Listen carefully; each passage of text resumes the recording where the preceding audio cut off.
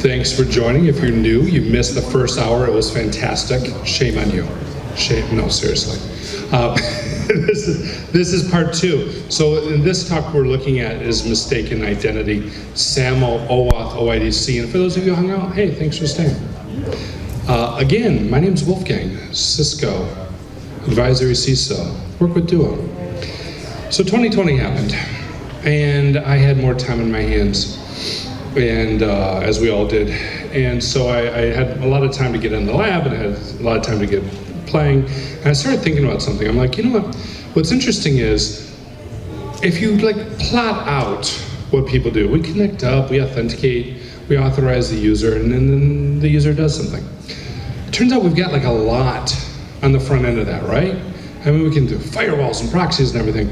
We can do everything I talked about in my last talk in terms of identity proofing and multi-factor and passwordless and risk-based authentication. From an authorization perspective, we can do RBAC and ABAC and segregation of duties. We can do the risk-based authorization and continuous model. We have a lot of controls right up until the user does things.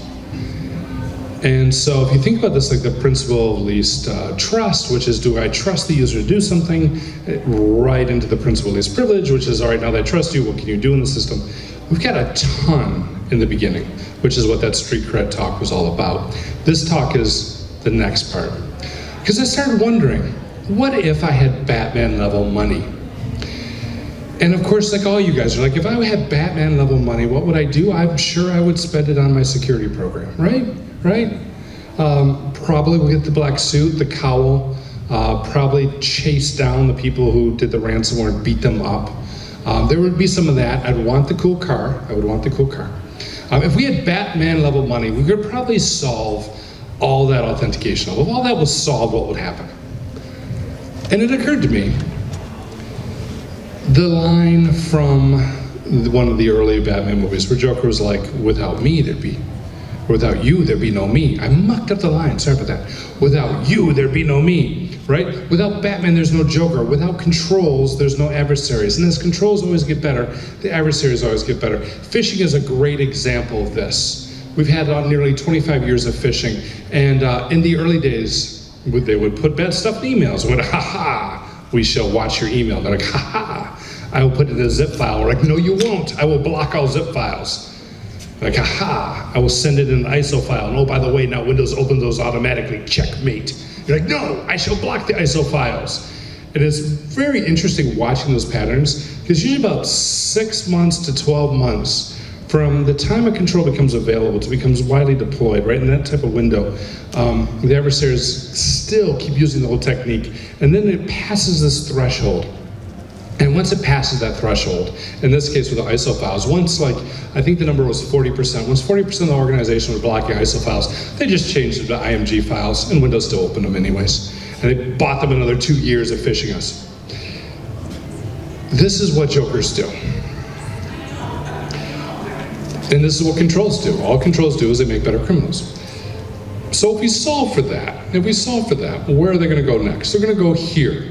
So this talk is not about what you should do for today's threats. This talk is about what you should do for the threats that we're going to face in 2025. Now, arguably, if you're building applications and you have pen tests, you're like, yeah, but my adversaries are my pen testers and they're trying to steal and do this now. Okay, fine, cool. But my main point is, right now, there's plenty of opportunities for criminals to exploit terrible credentials. But this is where they're going to go as we get better at that. So, this talk is about SAML and OAuth and OIDC. Some quick scoping. I am a CISO, so I will be making CISO level statements. And if you're an engineer, you're gonna be like, but that is wrong. That is absolute. And you can email me and you can tell me I'm wrong, or when we do Q&A, you can say you were wrong. I'll be like, great, here, I'll give you the microphone because you know this better than me. I get that. This is a blue team talk. This is a security architecture talk. This is about the apps we develop. This is about defending what we are creating. So we're going to talk through some mistakes.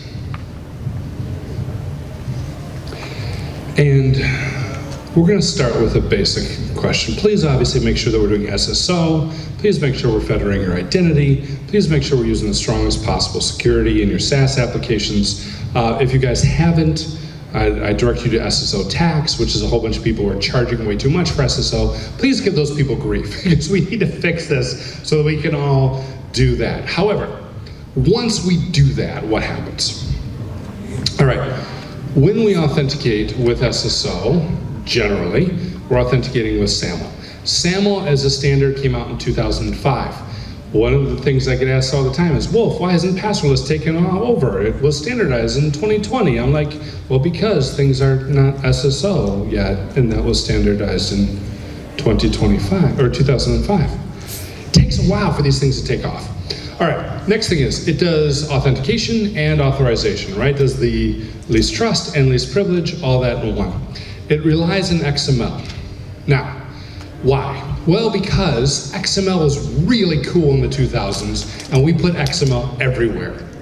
We have since learned our lesson in the 2010s and 2020s. We no longer do that. We now think JSON is very cool, and we put JSON everywhere. If you fast forward 20 years, people are like, why the hell are they using JSON and not something modern? It's gonna be the same thing. That was the cool standard, so we built XML. Now that had some downstream problems, which I'll cover in a minute. Security is handled by the browser. That's a phenomenal idea, because I totally trust most browsers. And security on the wire is handled by TLS or MTLS. I do like that. We should encrypt all traffic everywhere. One of the fundamental principles about zero trust, encrypt traffic across all areas. All right, how does it work? And what do I mean by the front channel? So the front channel is basically any data path that goes right through the browser. So if I've got a user and a browser, and I'm talking to a client app, and I've got a service provider behind that, and I've got an IDP, anything that is interceptable on the browser, anything that's modifiable on the browser, that's all the front channel, and that of course is where most of your danger is. These are really fun in CTFs. Crack this SAML assertion. Steal this job, because it's in the browser, and you just go and you open up DevTools and you download it. Now, what does the flow look like for SAML? Well, user agent's going to go ahead and connect to the service provider, right? And let me open up that application, and I'm going to be redirected back to the SSO. Hey, log in first. Cool. Let's make sure everything's fine. The SSO is going to verify creds and context. Of course, again, hopefully that's passwordless and device trust and everything else we already talked about. And then with that, I'm going to get a redirect to the service provider. Hey, give me an assertion for this application. That's going to be sent back. Here's the assertion, take it over there, and then the client is going to send it on to the target resource. That's the basic flow. Pretty cool, pretty easy. Couple problems with that. First, again, everything is XML. Everything is XML. This is an example assertion. If you want to play with this, the easiest way to do it is just to get the SML plugin for like Chrome or whatever your browser is of choice, and go ahead and look at that. You can see that there is signing. I don't know that that color comes through. So there's signing. There's a signature here. It's not really showing on the screen. So the assertion itself is signed, and then the auth statement and everything else below it is signed. Keep that in mind. That's a fun tool for later. That's going to come back to haunt us. Again, XML string in the browser, which means, again, that all security is hanging by the string once we go ahead and log in. First thing to talk about is those certificates. Public-private keys, generally exchanged by X.509 certificates. Doesn't need to be exchanged by X.509 certificates, just a convenient thing to do. Seems like a great idea. If we've got a hold of those certificates, we can do code signing and other issues. Sure. Also, what's fun about those is, should we do publicly signed certs? So just a quick question, raise a hand. Who thinks we should do publicly signed certs? Who thinks we shouldn't? Who's not going to answer because it's the last talk of CypherCon? Ah, there's all the hands. Sweet. There's my people. All right, so one of the things we think about is maybe we should do publicly signed. Why? Because we've been beat up again and again and again. Do not do self-signed certs. That is the mark of the devil. It is against compliance standards. The compliance gods will smite you. If you are a red teamer, you will take advantage of that to do man-in-the-middle attacks, all sorts of problems with self-signed certs. They're terrible. However, one of the things to remember with self-signed certs is we are reliant on that CA as the trust anchor, right? So publicly signed is good because I can make sure that it's signed by the public CA, I can validate that chain, I can do all those sort of things. SAML doesn't have any of that. SAML goes, is it signed or not? That's it. There's no validation back to a CA. So a little bit of a weakness there. Also, what that means is if you're spending a whole bunch of time doing public and privately signed certs, nowhere in the standard and arguably nowhere in any of the applications is any of that being checked. But hey, the cert people will love you, right? Your cert provider will be very happy that you're buying lots of certs. Should we expire those certs? Well, yeah, probably. A lot of people are sending their certs to 2038. As we all know, 2038 is the new 2000. That is the longest you can put a cert out. So we'll just sign it for 2038 and not worry about it. Obviously, much like any credential, any secret, the longer it lives, the less we should trust it. So we probably should rotate that on a regular basis, at least when people leave who may have had access to that certificate. But how many people are doing that with SAML? Like, oh, my IT people just left. We're in the middle of the Great Resignation. Okay, great. Where did they go? Well, they went somewhere else. Okay. Did they take anything with us? No, absolutely not. Did you check? Sure. How did you check? With DLP. Okay, that's great. Does the DLP check with certs or creds? Yeah, it totally does. I'm sure it does. Right. Right, so we need a path to go ahead and do some rotation in there. And we also need to make sure, of course, that if the cert signing doesn't pass, right? What happens if I send a bad assertion? Does it get discarded? It should be. Does the developers still accept it anyways? We've seen that. Oftentimes developers are really focused on making things work, which I love them for. That is great. What that means is if then try else, right? And the try else is like, okay, well that didn't work, so I guess we're good because it's signed. What? So we want to make sure that they're discarding them. Also, in part of discarding them, we're wanting to make sure that they are actually keeping track when they're asserting them, or rather when they're discarding them, and hopefully forwarding that on into a SIM or something else. All right, back to the effective XML. All right, with XML being a fantastic thing that it is, that signing is actually handled by a parser, XML dsig, and this was a vulnerability that was discovered a couple years ago. Let's see if I have it down here. No, I don't. It's on the next slide. I'll show you in just a minute. So what's cool about XML is it's text. And again, developers are great at making sure things work. So if that XML doesn't work, well, that's a problem. We'll try and fix it. Parsers are always trying to fix the problems. So what XML dsig does is it does the signature process. And it does that signature process after the comments. So it strips out any comments, and then we validate against that. Makes sense, right? Why would I need to comment anything in my XML? I don't need to know that comment. Probably not important. We can discard that.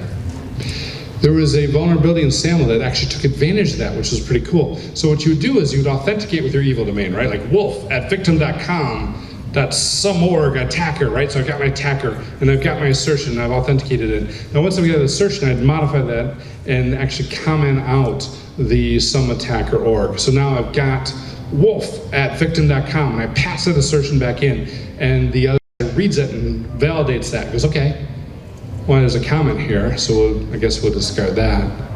And suddenly, someattacker.com becomes victim.com. Why? Because it's XML based and because that's how XML parsers work. That's what they're designed to do. They're designed to be very simple with text manipulation.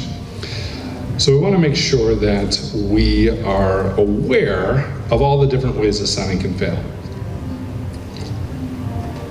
Another interesting thing about that is, what happens if the assertions signing and the main signing cert doesn't match? What if the assertion signing is good, but the actual response signing is bad, or vice versa? And different fault paths, they'll handle that differently.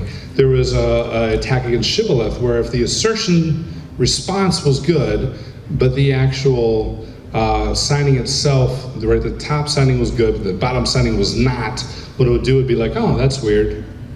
But you passed one pass, you're in. And then people could log in with that. So they were obviously modifying those assertions with valid responses. Multiple different fault paths can happen when we got multiple different signatures to maintain, especially with these XFL9 certificates.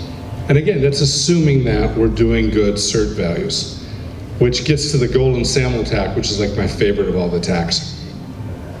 And I'll cover that really quickly. But golden SAML attack, I think it was CyberArk who discovered this as a attack vector, and then of course it was used in the SolarWinds attack. Basically, very cool.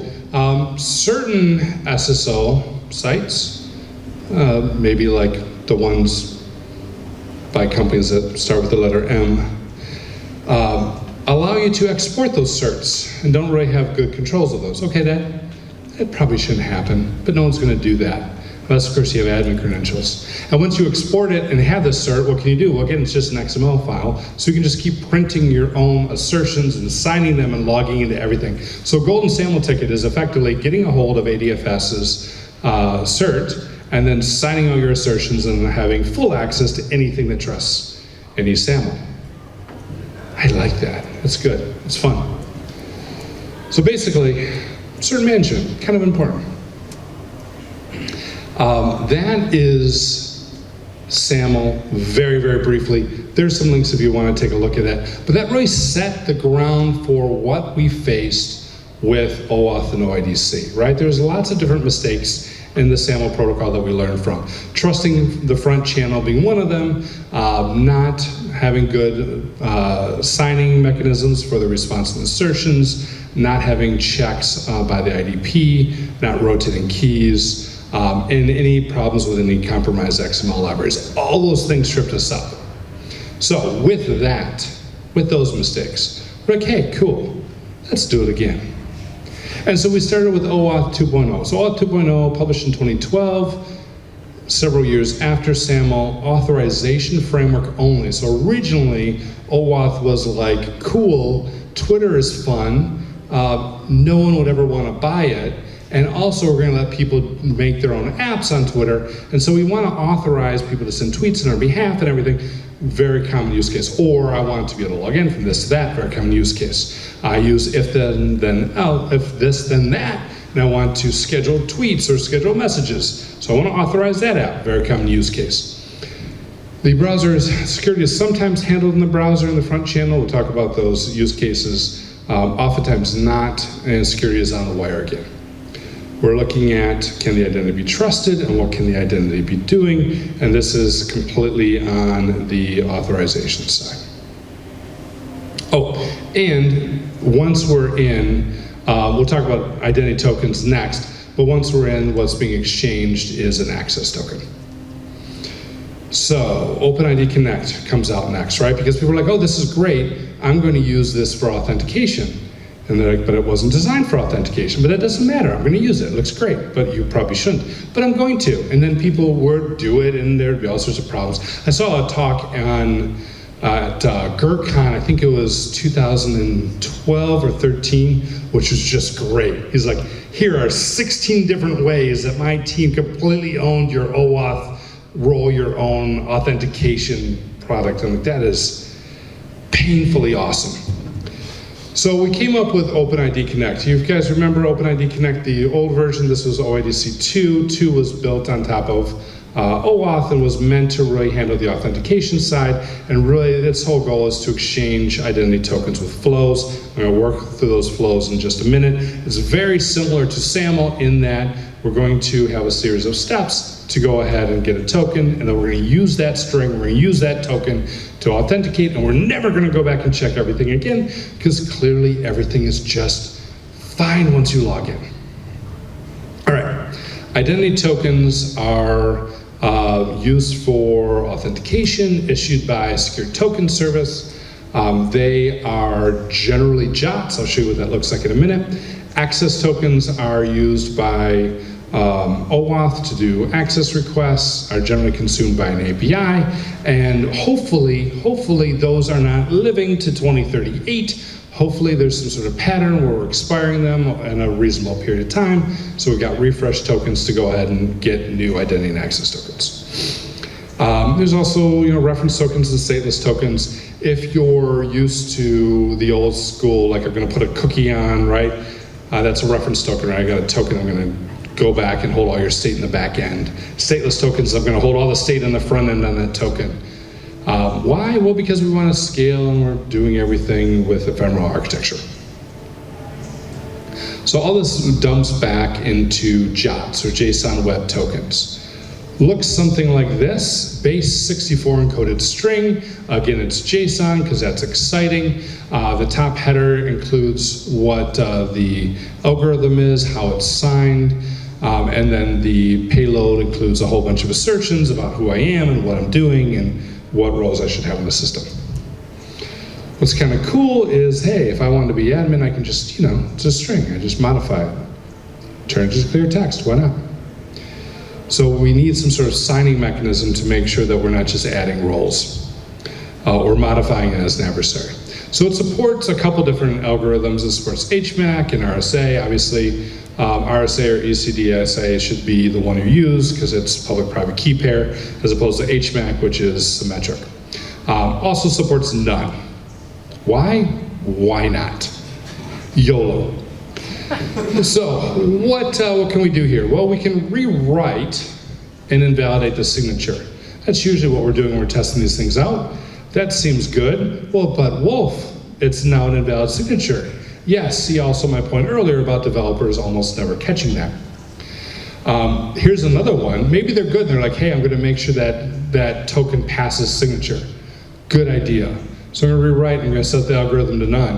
I'm like, oh, it must be none. Okay, well, you pass. Sweet, I'm now administrator. Or if it is a HMAC, you can rewrite it and rewrite the signature. That's also fun. So there's a few different ways you can mess with this. So what do we need to do? One thing we need to do is make sure that your developers, whenever they're using JOTs, whenever they're using this pattern, are using public-private key pairs. Again, protecting those public-private key pairs with everything I said about SAML. And that they are looking for JOT signing and they're discarding the assessed tokens. One of the mistakes with this is, again, if you've done a pen test or you've done a CTF, you could just do this again and again and again, and I love that. I think that's very nice. As a CISO perspective, I really want to fail 40 times and no one notice. That is glorious. And the 41st time I find a way in. Okay, no one knows that I go. Clearly, Wolf's just has problems with tokens. Yeah, that's it. That's it exactly. Why doesn't that get flagged? Why doesn't that get alerted? I do not understand that part. There's this concept of circuit breaker pattern, which I really like, which is over a certain threshold, you should take some action. One of the first times I saw this was I was doing the blue team side of this, a colleague of mine was doing the red team side of this, and we set up all the security for the organization. And we're like, all right, now you're gonna come and do your pen test. And I'm like, we're compliant, we will not be broken.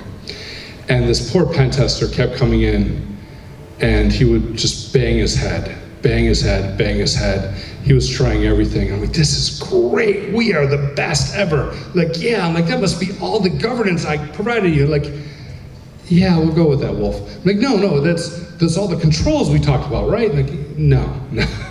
What was it? They had set up Nginx where if you went past a certain number of 500s and 404s, so page not found, server error, if you exceeded that threshold, it would block your IP address for 15 minutes. And that number kept getting higher. It started out 15 minutes, so it's just enough time if you're a user to go, I wonder why that happened, and go get some coffee and wander away and come back and use the website. It's also just enough time if you're using SQL Map and crawling a website to hit those thresholds and then break, and then he's out of the game for 15 minutes trying to figure out what went wrong. Awesome pattern to really frustrate adversaries. Awesome pattern too, if you're thinking about a bot, to get that bot to move on to the next IP address and move away. So I love circuit breaker patterns here. One additional thing I didn't mention was claims giving away too much info. Once you start looking at jobs, I don't think this is one, is it? This is just my IP address, okay. Once you start looking at JOTs, you can find out all sorts of information, like, oh, you're using that provider, oh, you're using that company, oh, this is how you define my role, right? It's fantastic. If you want to do any sort of intel as an adversary, you can get all sorts of stuff out of this. Why? Because stateless tokens, which means your developers are cramming all sorts of stuff in this, which probably shouldn't be there. You probably don't want your adversaries knowing what you're running, or your users to know what roles you're putting them in. So, what else? What else can we do about this? Oh, flows. We should talk about flows. So we're going to talk about logging in, getting an OIDC credential, and getting an OAuth access token. To do that, we're going to be using a basic flow pattern. So I'm going to go out. I got my browser. I've got a client. I've got a ticket service, or STS, that's handling all our tokens.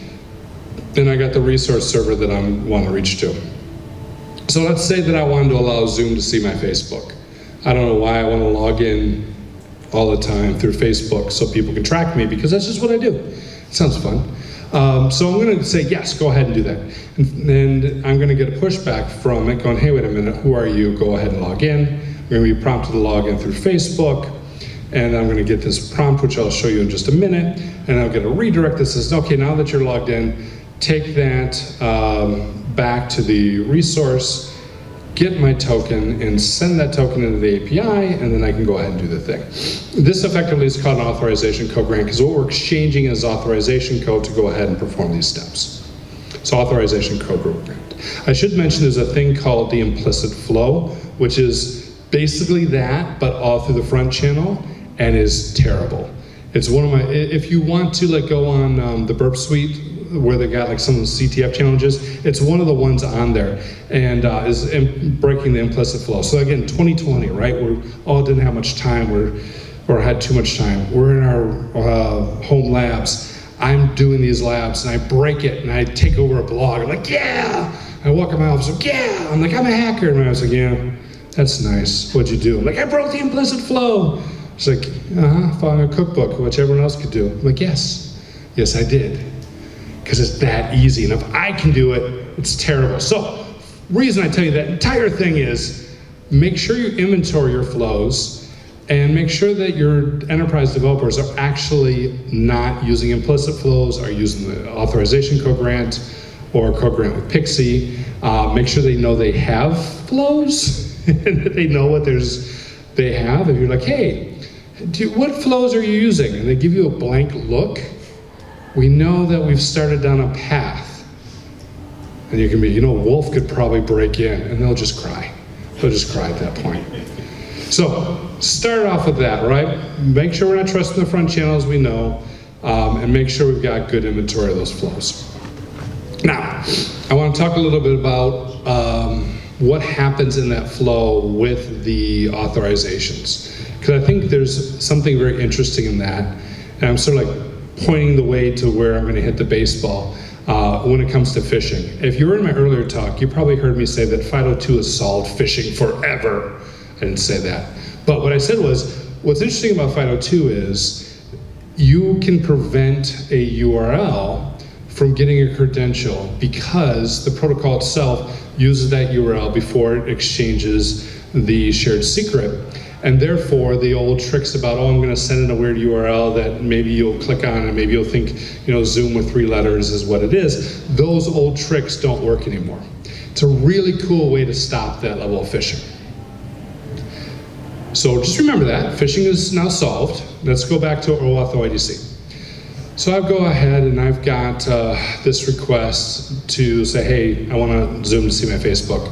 And I'm going to get a prompt back. Now this prompt looks like this. This is called the authorization interface. There are many authorization interfaces. This is Facebook's. How yours looks may vary. There's customization, everything you can do there. They identify the service, which you can see there, is Zoom. And they identify the user, okay, it's me. And they specify the scope that we're trying to access. In this case, I think it's just my profile and picture and email address. I'll touch on scope in just a minute. Now, And people use Zoom recently, right? We all use Zoom pretty frequently. Does that look like the Zoom logo to you? I want to know when they set up this authorization interface, because that is an old logo. But it also made me realize, how hard is it to find the new logo? Also, how hard is it to create an application that maybe looks like Zoom but isn't? All these are like quintessential phishing techniques 101. Incredibly easy to do, incredibly easy to replicate to convince someone that they're clicking on something. It's those old tricks, right, to confuse users to authenticate and authorize. Now you may go, okay, that's cool, that sounds fun in theory, but it isn't only theory. There was a Google Docs attack, which of course wasn't Google Docs, but you get an email and says, oh, you've got an email, it's a Google Doc. I'm like, oh, I want to see my Google Doc. We'll click on the link. Okay, I click on the link, and it takes you through that flow and says, Gmail needs to see Google Docs, and Google needs to see Gmail, so you need to authorize me. Like, well, it certainly looks like Google. I will authorize that. And then what happened behind the scenes is, once you authorize that, that was a malicious endpoint, which would then read your email and send out a bunch of emails saying, oh, by the way, you got a Google Doc from your friend Wolf. Very, very annoying, very quickly caught, very easily stopped. But it's that type of pattern that I'm telling you is going to happen with these interfaces as we get better at stopping phishing upstream. All right. So let's talk about what else can go wrong here. If the resource owner is suspicious, or if the adversary is in the browser, and I'm going ahead and saying, hey, give me my URL, and doing my authentication, and getting the authorization code back, so I'm trying to get authorization code right. I'm going to get something that looks like this. And the first thing I want to talk about is the scope. So I mentioned earlier that the Zoom one was scoped for email and profile. When you scope OIDC, that's really it. OIDC is pretty well defined. You can do profile and email address. You can do phone if you really want to give out your phone and encourage everyone to spam you. You can collect all this information and authorize it. And also the authorization interface is meant to be iterative so they can ask for it multiple times, but there's really little control or customization over OIDC scopes. On the other hand, with OAuth scopes, it is the Wild West. You can do any sort of scope you want. Now, arguably, as we all know from like a least privileged perspective, we should be doing something like, you know, CRUD-based or some very specific authorization. And there's some really great APIs out there. Like, I really like Slack's, how Slack has defined their APIs. And what that means is, if I compromise like admin bearers read, if I compromise that token, I can't use it for write, I can't use it for apps, and so on and so forth. So it's very nicely cut and scoped, so that if the blast radius of any stolen jot is actually limited to a specific scope and limited to a specific set of APIs. Really, really cool. As you might imagine, oftentimes when I'm being asked to give architectural advice, that's not the case. The developer's like, we've got our scope, that's great, what's your scope? Acme Co. Acme Co, your entire company? Yes, because it's great, because then we have one jot for everything. That's great. Yeah, it's single sign-on, I heard it's fantastic. I don't think that's single sign. No, it really is. Everyone can get to everywhere. Yes, I believe. That last part, I believe. So make sure your enterprise folks, in addition to inventorying flows, are creating well-defined scopes. The other thing I want to touch on is this redirect. The redirect itself is ostensibly pointing to the URI which should get that token, right? This is the endpoint of where that token is going. If it is tampered with or if it is changed, it will send the token to wherever that redirect says. So to fix that, what you want to do is make sure that your STS is enforcing callback URLs, there's specific URLs you're enforcing, specific origins you're enforcing, which means your developers have to limit those APIs to specific URLs and specific locations. So there's some definite work to do there. What's also kind of cool about that, you know, when we think about cores and URLs, is like the golden oldies are back, right? Like open redirects and unrestricted file loads just became a thing again. which is so exciting to me. It's like 1990s hacking. And you may think, well, it's in textbook, that's right. But some of the bug bounties out of Facebook, this is exactly what happened. The bug bounties out of Facebook, they figure out a way to upload a file to Facebook, and they figure out a way to use a redirect URI to get to that Facebook page or that Facebook content that was uploaded, and then they get people to click on that link, and that person will click on that link, and it'll take your Facebook token and send it right on to that content that was uploaded, and then the person that the content uploaded could go ahead and take that link and log in as you. So, definitely kind of cool because it's old school hacking, but definitely kind of problematic, so we should be putting in restrictions. Thankfully, STS and the whole standard will support this, again, if your developers are looking for it. All right, next one. One more classic, cross-site request forgery is back. So at the bottom of this, we've got this state code, right? So the way to prevent cross-site request forgery, I like saying that, I'm getting a little slap happy at the end of the day. The way to prevent that is to have a unique state such that we can verify from beginning to end that the request for this token is what we are, that the token is being provided for a valid request and the valid request is asking for a token. That's the anti-CSRF mechanism and the authorization code flow. So what could go wrong with this? Well, it's optional, so that's a problem. Much like not signing, it doesn't have to be there, and sometimes it's missing. That's problematic. It's also guessable. So this is one of the things I find really interesting. When I was doing some of this early research, I was reaching out to all my red team friends, and like, tell me the craziest thing that you've ever seen. And one guy's like, you wouldn't believe it. I looked at it, and I'm like, that state looks like MD5. And I looked at the clock, and I realized that state looks like the MD5 hash of the timestamp. And then I crafted a request with a couple seconds earlier, and I stole tokens. And the first time I heard that, I'm like, that is really clever. The fifth time I heard that from different red teamers, I went, there is a book somewhere that's teaching like 101, here's how to roll your own OAuth, that says a good way to create state is doing an MD5 of a timestamp. And there's gotta be, because so many people are making this mistake. I don't get it. All right, it could be unvalidated. It doesn't have to be checked. Again, I'm sure you're seeing the common theme here. And even when we get all this right, there's still a way to do a partial request where I start a request, but I don't finish it. And therefore, I've got a valid authorization code. And if I can intercept your authorization and use my valid code, I can go ahead and get the token.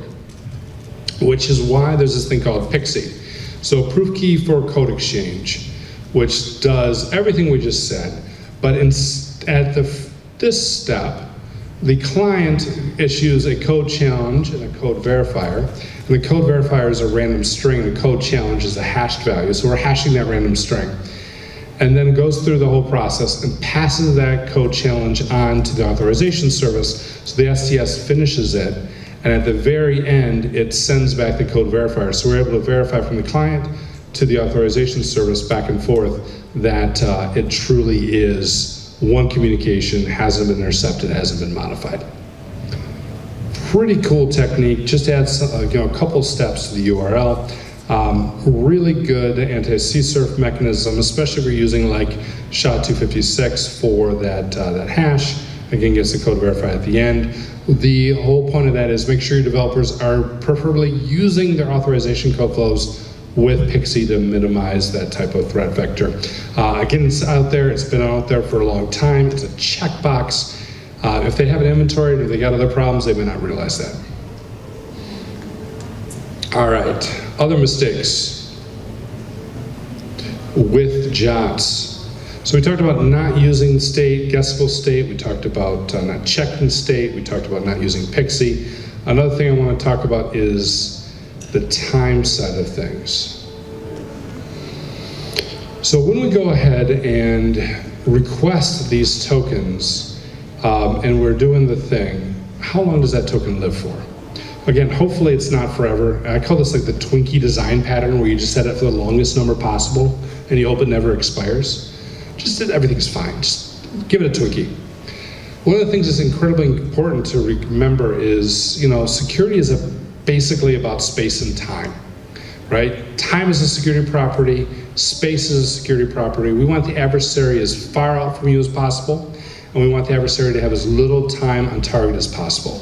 The trade-off for that is if the time period is too short, then of course we can run into additional overhead of constantly getting new tickets and everything else, but we want to have as much control of that time value so that the adversary has as little time as possible. So when we're going ahead and having that token, eventually it should error out. That's a setting. And when that happens, we'll send a client ID and refresh token and get one back. And then now with the new access token, keep doing things, which is cool, right? Everything's cool. That's great. We now have a way of refreshing and getting new tokens. We've got a way to make sure that no one's doing anything. However, cross-site scripting. What happens if the adversary is able to, within the browser, get that token, steal it, and reuse it through a cross-site scripting attack? So we don't want to allow them to steal and use a long-lived token. Easy, we'll stop that. We also want to make sure is that they don't steal a refresh token and use that to renew an access token.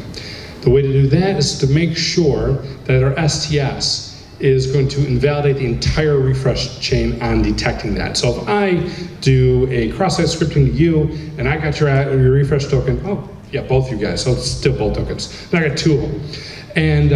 And I use that now to get your access token. Eventually, let's say it's 10 minutes. Let's say I do it in minute 2. 8 minutes later, your guys' tokens are going to expire, and you're going to go out and get new ones. Now the STS should track that and go, wait a minute, why are they asking me for new ones? I just gave Wolf their tokens. That's odd. And at that point in time, which goes back to having a short time on target, at that point in time, you should be logged out, you should be logged out, and I should be logged out. And that should minimize how long an adversary can use any of those tokens. So everything in that refresh token chain has to be logged out. Also, again, circuit pattern, if someone is doing that again and again and again and again, we should detect that, block that at the IPA layer, alert that, send it to the SOC, send it in. What else with tokens? So I talked about the Twinkie pattern, I talked about not bouncing them. Yeah, so I think we're just about done here. My main point about looking at this, like I said at the beginning, is all controls do is they make for better criminals. And we've got a ton of things on the front end, which is great. We've got principal least trust, we've got the principal least privilege, we've got controls on that side. But at the same time, adversaries continue to attack that side because the reality is there's so many holes in all those things. Eventually we're going to get to this great point in time where we can trust all that. And when that happens, what we'll be reliant on, what all security will come down to, is a string. Either a SAML XML string or a JOT JSON string. It'll all come down to a string. So that's why I think it's incredibly important we start thinking about these things before we get attacked by the jokers and start thinking about how we can move around this. Do you want to screenshot that? Sorry about that. I'm clicking like a madman. So what can we do on a process level? We'll train developers on securing SAML, OAuth, OIDC. We already trained developers on everything under the sun, so I know that may not move the needle much, but we definitely need to give them good training and good patterns to follow. That pattern side too is really important. When I was a security officer, I had this application and we had pen testers come in, and pen testers would test the application, like, ha, we broke your authentication. Like, good, send it to my developers, they would fix it. And while later on, I bring the pen tester back and he tests a different application, like, ha, I broke your authentication. I'm like, send it to the developers, they'd fix it. While later, I got in my head, after going about this like 5-6 times, I should put that code on screen and bring my developers in. So I had the code on screen and I was ready to yell at them. And my developers came in, they're like, oh, that's cool. I'm like, yeah, you recognize that? I'm like, oh, absolutely recognize that. And I was thinking to myself, you should, because I've just given you 6 different pen test reports saying what was going on. I'm like, where do you recognize that from? Oh, hostile, I was. Not enough coffee. And they're like, oh, that's on our wiki. And I'm like, it's on your wiki?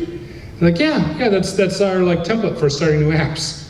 I'm like, wait, show me. And what they were doing was, their template for starting new apps was vulnerable code that they would put in place and build an application and wait till I did a pen test and then give a finding and then they fix it. Again and again and again. We simply changed the wiki page and we no longer had that finding. So cool. So again, I will tell you guys, somewhere out there is a page or a book or a Reddit finding or a Reddit post that says, if you want a state value, take an MD5 of your timestamp. We need to find that, and we need to end that. So training developers sounds great. Better give them tools so that they've got repeatable patterns. Make sure we got good requirements around this. A lot of times we don't. Make sure our design is taking into account this from a threat modeling perspective. Make sure verification is including authn and authz. On our pen testing, oftentimes I feel like we're not really testing that side. Why would we? I phish them and give me passwords. I mean, why do I need to go any further? No, let's pretend you didn't get the passwords. What would you do then? From an architectural level, commercial SSO and STS addresses a lot of these default settings. Normal advice applies, do not roll your own. SBOM, I think, is really important. If you guys haven't looked at SBOM, use that to select STS and identify any vulnerabilities. Monitor and report on abnormal behavior. If this is happening again and again and again and again and again, find it, stop it, put in place a circuit breaker pattern. That is incredibly important because otherwise we just have open season for our adversaries and our pen testers to beat it up. All right. That is it from me. Here's a QR code for the Brave. I got a couple minutes for questions if anyone has anything. Once, going twice. Cool, all right, thank you so much.